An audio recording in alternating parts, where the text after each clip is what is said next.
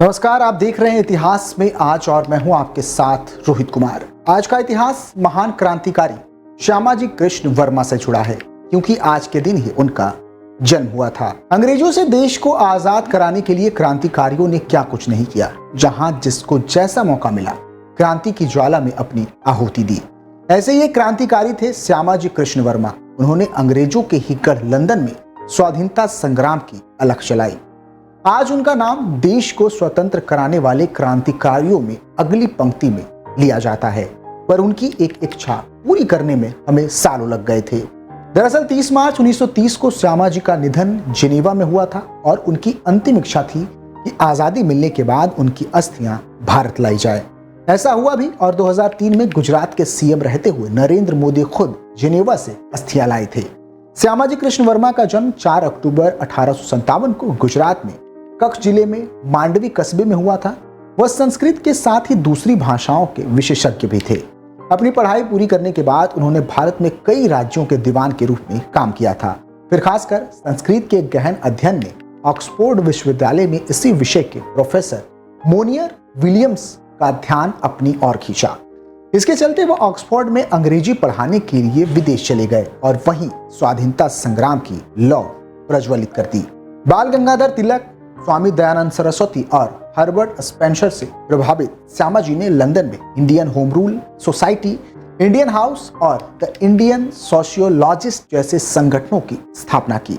Indian home rule society और Indian house ने अंग्रेजों के ही देश यानी कि ब्रिटेन में युवाओं को भारत पर राज कर रहे अंग्रेजों के खिलाफ क्रांतिकारी गतिविधियां शुरू करने के लिए प्रेरित किया। इंडियन होम रूल सोसाइटी के जरिए ही श्यामाजी और दूसरे क्रांतिकारियों ने भारत में ब्रिटिश शासन की आलोचना शुरू कर दी। बॉम्बे आर्य समाज के पहले अध्यक्ष रहे श्यामाजी की ही प्रेरणा से वीर सावरकर लंदन में इंडिया हाउस के सदस्य बने थे। कहा जाता है कि श्यामाजी ने कानून की पढ़ाई भी की थी और लंदन में बैरिस्टर के रूप में भी जाने जाते थे। साल 1905 में अंग्रेजी सरकार के खिलाफ लिखने के कारण उन पर राजद्रोह का आरोप लगा और प्रैक्टिस करने पर रोक लगा दी गई। हालांकि लंदन में बैरिस्टरों और न्यायाधीशों के लिए 4 पेशेवर संघों में से एक honourable society of the inner temple की गवर्निंग काउंसिल ने बाद में कहा था कि श्यामाजी के मामले में पूरी तरह से निष्पक्ष सुनवाई नहीं हुई थी और 2015 में इनर टेम्पल द्वारा मरणोपरांत उनकी प्रैक्टिस को बहाल कर दिया गया था। खैर, बाद में श्यामाजी ने अपने आंदोलन का आधार इंग्लैंड से पेरिस ट्रांसफर कर लिया, पर स्वाधीनता संग्राम जारी रखा। पहला विश्व युद्ध शुरू हुआ तो वह स्विट्जरलैंड में जिनेवा चले गए और अपना बाकी का जीवन वहीं व्यतीत किया। 30 मार्च 1930 को उनकी मृत्यु हो गई। उनकी अंतिम इच्छा थी कि देश को आजादी मिलने के बाद उनकी अस्थियां भारत लाई जाए। साल 1947 में आजादी मिलने के बाद भी 56 सालों तक उनकी अस्थियों को लेने कोई जिनेवा नहीं गया।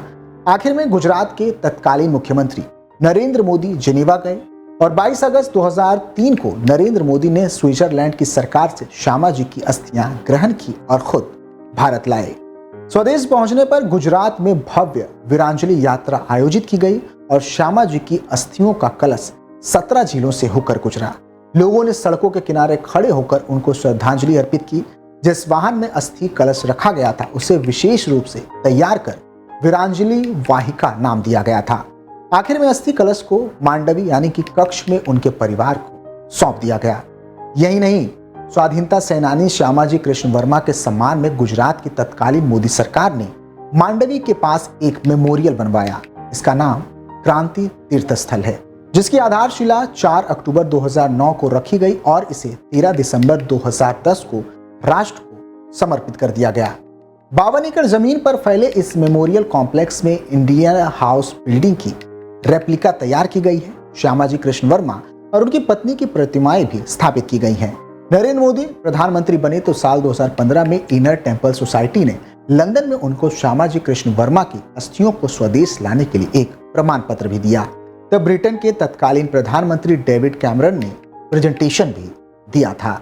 इस खास रिपोर्ट में फिलहाल के लिए इतना ही। आप देखते रहिए डेली 24 भारत। नमस्कार।